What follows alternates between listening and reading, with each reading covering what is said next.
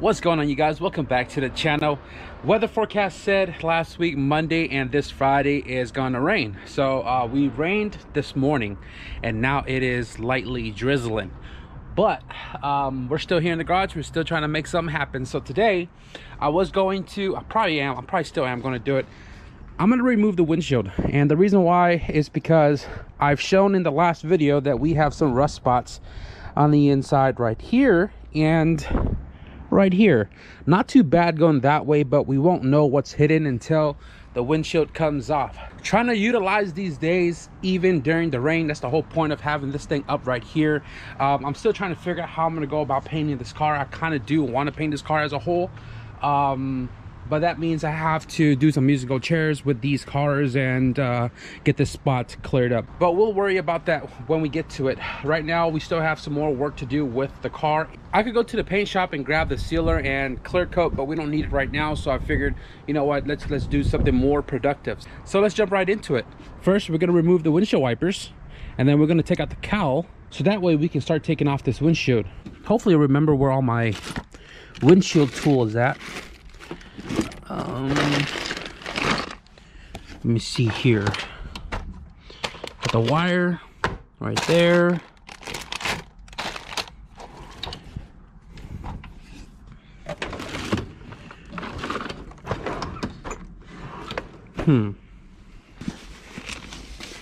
Well, these are all the letters and mails you guys have sent to me throughout the years. I keep them in this drawer with a bunch of new goodies. There's all the other mails, whole gang of them. Look at this. But last I remembered, yes sir,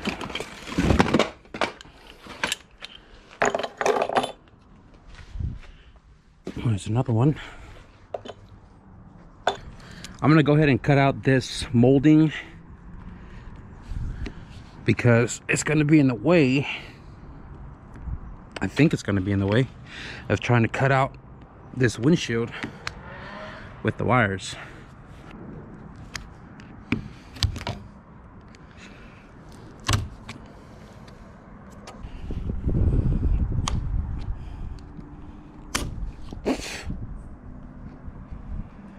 That thing shot in my damn mouth.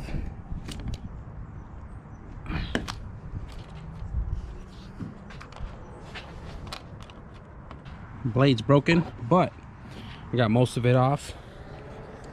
Now I'm going to remove wipers and cowl. Change out this blade though.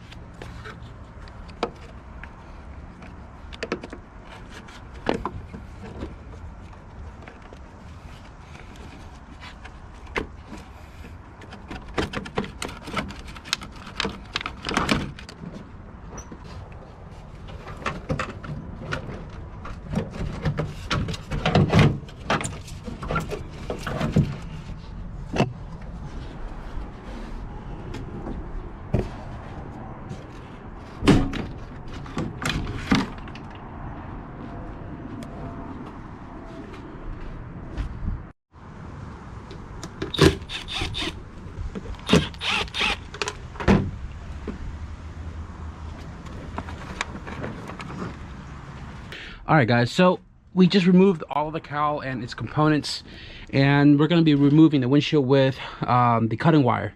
And I'm just looking at this to see where the molding and how is the molding set up on here. There's supposed to be a molding here, or is it different for 80 or 89? I'm not sure, but oh, okay, well, there is no molding there. So what I'm going to do is with the tools that I'm using, I'm not sure where you can buy these tools. I'm sure you can buy it off of Amazon, but these were my brother's tools because he did windshield and stuff, you know, back when, and he left these tools for me to use. And this came in handy when I was doing like right-hand drive jobs and stuff here when I used to do them. But we have the handle for each side of the wire. This is the wire, square auto glass cutout wire, and we have the wire feeding tool, which this is supposed to feed the wire through the rubber so you can attach it to the handle and then seesaw your way through the seals. So what I'm going to do right now is, I don't know how long I need it, but I'm probably going to pull this out about 3 foot, and then I'll show you how to attach it to this and feed it through the glass. I don't remember how to do it, but I think that's how it goes.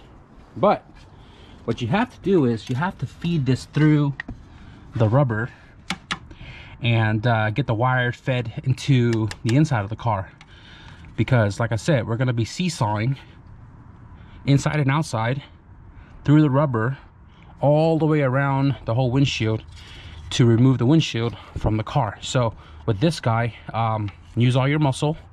Put the camera down. If the wire is too short, I can always pull out another length and just do it again. No big deal. All right, wire is through.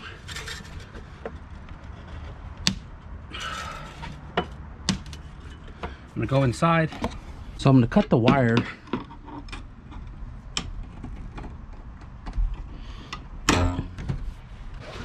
pull this guy back out and pull this wire through, and now I'm going to feed it through the first handle. It's pretty simple. You feed it through the bottom hole out the top right here, and then you L shape it into the top hole in the body itself of the rod, and that's what's going to lock it in place, like so. And then it locks itself in place by pushing a rod all the way through. When you're seesawing, it's going to put tension on that, and the wire is not going to slip off the handle. Now I'm going to do the other side. Okay guys, so I started cutting already from where I started right here, and then I had to remove this clip that went right there for the windshield to the bracket. I then cut all the way through here where I'm at the corner. What I did was I was chiseling away the molding, and fortunate for me that it literally just peeled off. So this is going to make it a lot easier to not have to cut around the molding. Instead, I'm cutting straight through the seal, and we're almost there.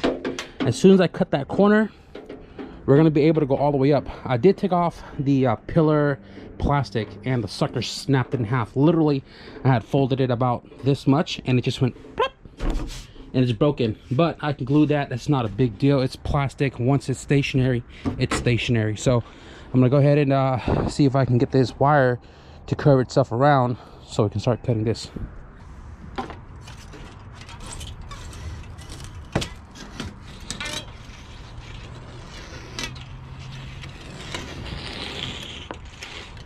Ooh, that went a lot easier than I thought.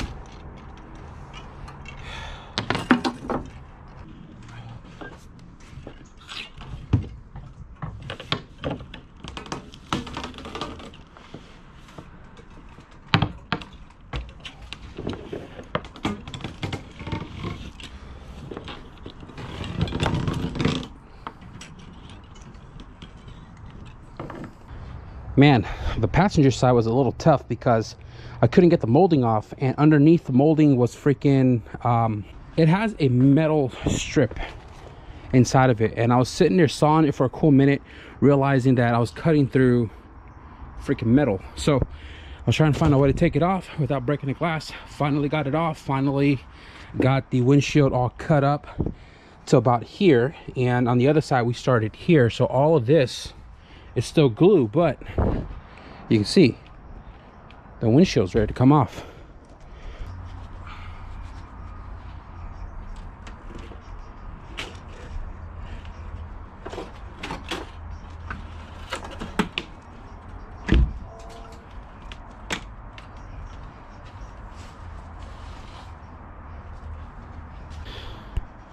Man, this took a cool minute, but we finally got it off. I realized when I first started this, it was a little tough in this corner, not realizing I was cutting into the dashboard.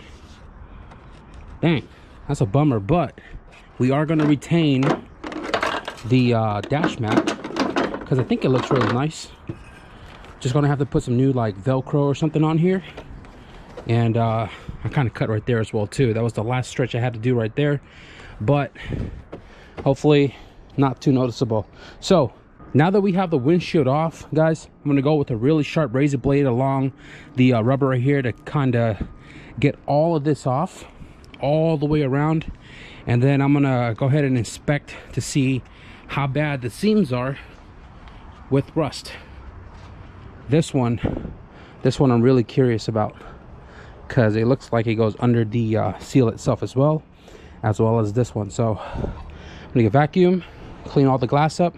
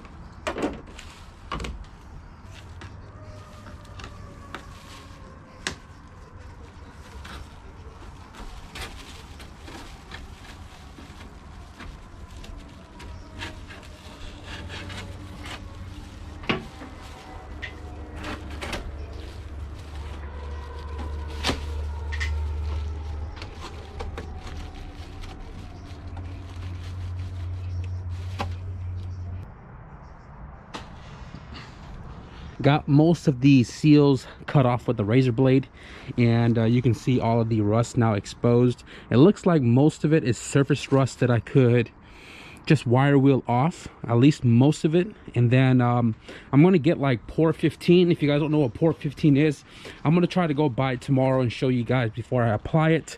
But Pour 15 is supposed to like stop rust right off the bat. You can put it over rust, but I'm going to clean it up really nicely and treat the areas that ate through, or not really through, but ate the areas the most, like right there and right here.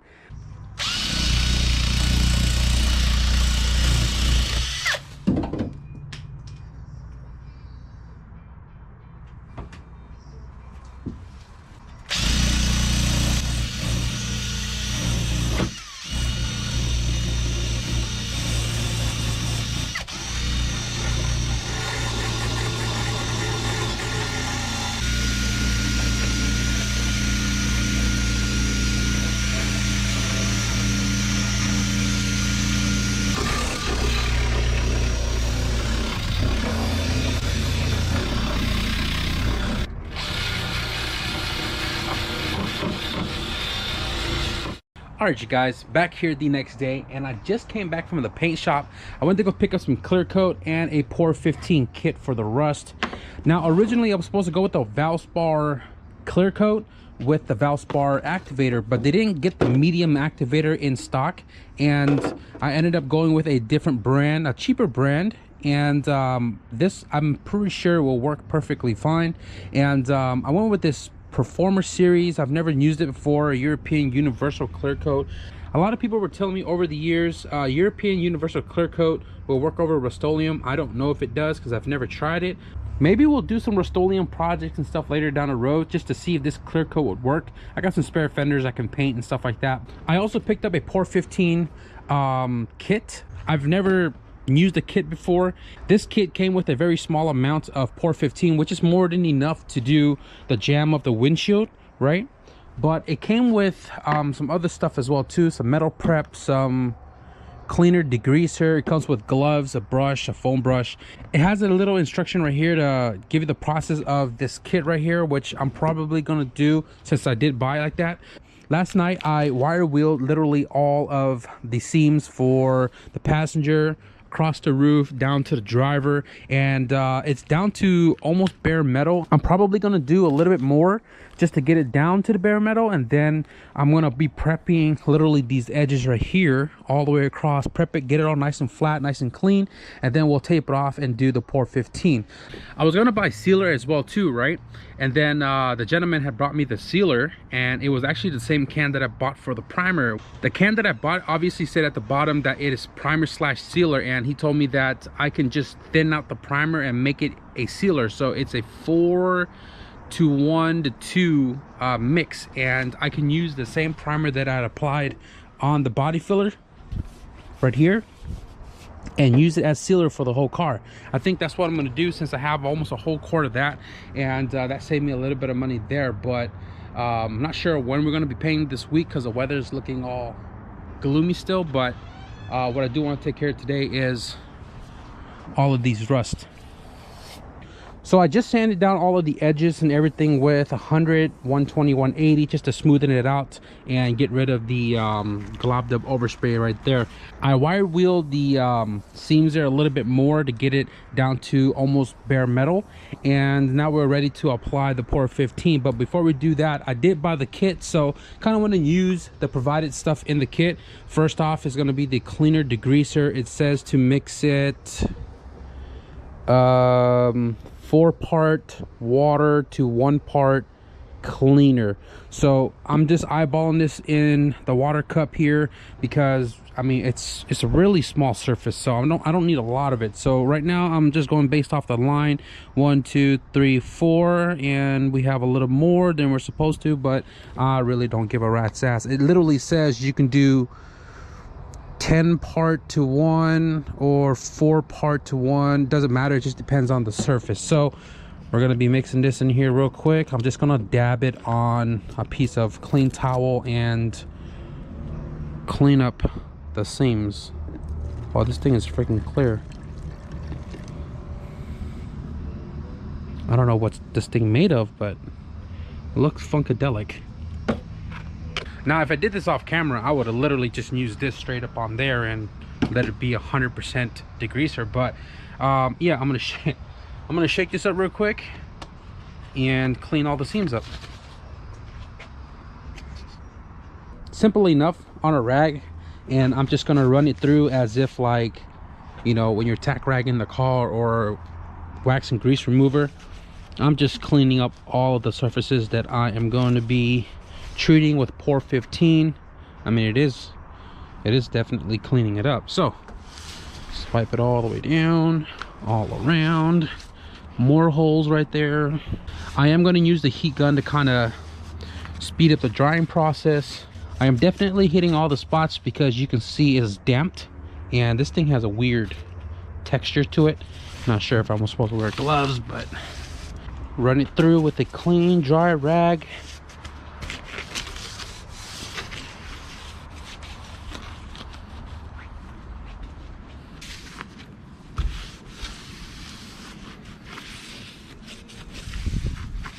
I'm gonna go ahead and run the heater on it for a couple minutes. Step number 2 is metal prep. It says rust remover and pre-primer, and this pretty much just goes on right out of the bottle. It says remove loose or flaking rust, which we already did, and it says to Surface to be treated needs to be free of grease, oil, and foreign substance, which we just cleaned. And it says right there, cleaner degreaser is highly recommended. Metal prep works faster in temperature 70 above. Apply with brush, roller, spray, or just dip part directly into the solution. So check that up real quick. I got a little half cup right here, half bottle I just cut out to use as a cup to hold this solution.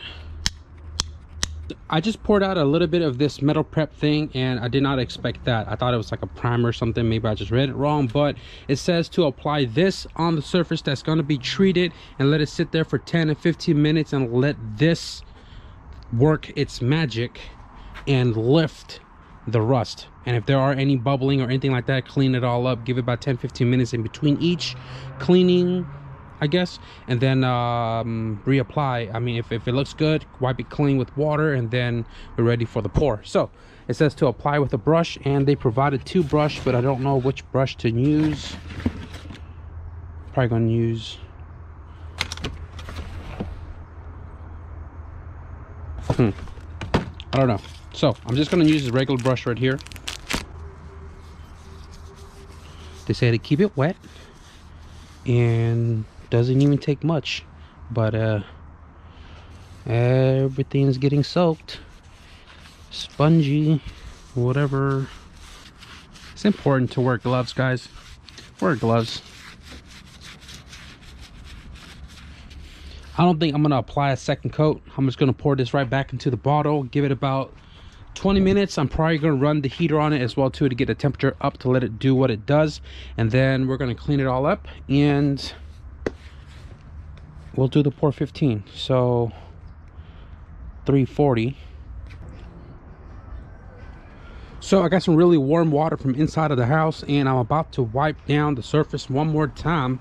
It's still pretty damped. It says to leave it longer if you want to remove more heavier rusted areas, but granted, I wire wheeled this, so I don't see any rust surfacing. And if there were any that were surfacing with the second solvent, we would see it on the rag. So we'll go ahead and just dab some hot water on here, clean this all up. Not much to be expected. I mean, I could be doing this 100% wrong because I'm illiterate as hell sometimes, but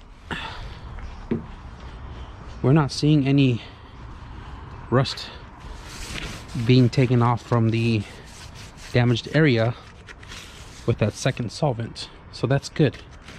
That's totally good. Again, we are using Pour 15 Rust Preventative. I'm sure there's other products out there to help with rust, but I've known of this for a very long time, and I figured, you know what, let's just use this.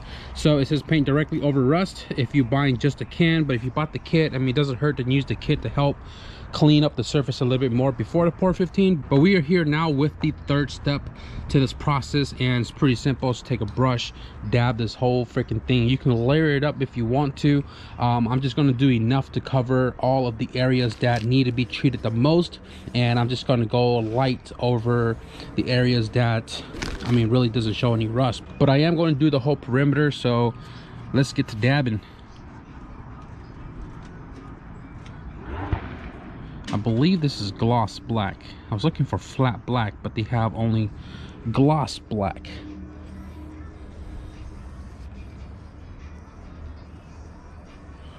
You can feel the stickiness of this. I'm not painting all the way to the edge, but I am going to paint to the width of this brush, and some areas I have to go to the edge because the rust kind of came up further. The thing is, you can spray over this, so even if I got it all the way to the edge, I can just tape it off and then paint over the Pour 15. Not a big deal.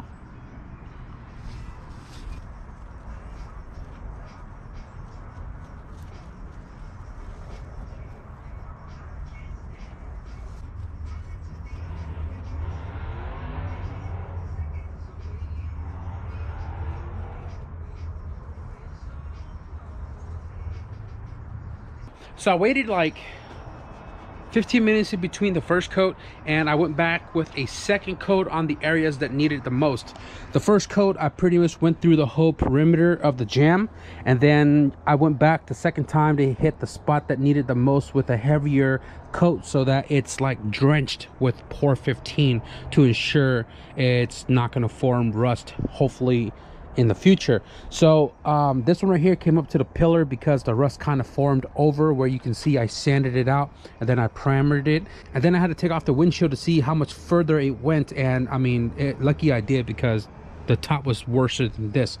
So you can see right here, I can sand that off, and then I can paint over the Por 15, or at least it says that I can, so I'm not worried about that. And the weather stripping is going to go up to about right here anyways. You're not going to see that.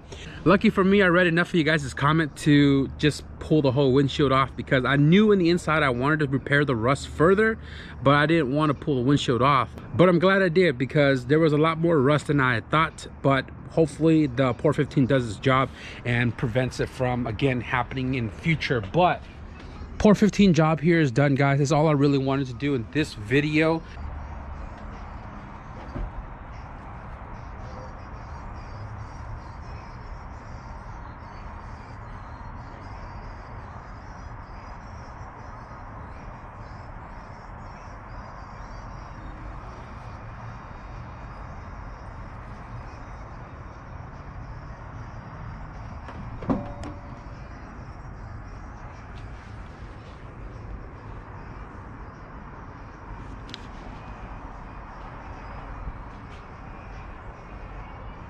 So I'm gonna wrap up the video right here, guys. We made some progress here on the car. We got the windshield removed, we got the rust situated, and tomorrow I think what I'm gonna do is I'm gonna figure out how I'm gonna set this carport up as a paint booth. I haven't done it in a couple of years, so I need to go buy some materials and stuff to make this happen. I think I'm 100% sure now that I'm gonna paint this car as a whole instead of in sections, like I said. Make it a one shot, so that way I don't have to worry about different days, different sessions, and worrying about dust and stuff caking up on the paint, or as you guys saw, cats jumping on the car and leaving paw prints. But hopefully this week we do get the car painted. I want to get it out of the way because I really do want to move into the engine bay. I do. The owner John came by today to finish up some of the paperwork that I finally got back, so we can send it in to get this car officially under my name with the pink slip and all that. And then, like I said, we're gonna dive deep into the engine. We'll talk about the stuff that we're gonna be doing under the hood. Definitely gonna be painting the engine bay as well too. So yeah, that is gonna be it for this video, guys. I truly appreciate you guys' support. We are in 2021, so there's gonna be a lot of things to be expected. I've been kind of planning out 2020 and a little bit in these last couple of days of what I'm trying to do with the channel coming up. I got something coming in on Friday. I did mention it in the last video, and we'll talk about that once it shows up. But there's gonna be a lot to be expected, and I hope you guys are excited for it. So if you guys enjoyed today's progress of the 88 CRX, be sure to leave this video a thumbs up. And if you guys want to stick around for hopefully the paint booth and the paints here coming soon, be sure to hit the subscribe button. But with that being said, thank you guys for watching, and I'll see you guys in the next video. Peace.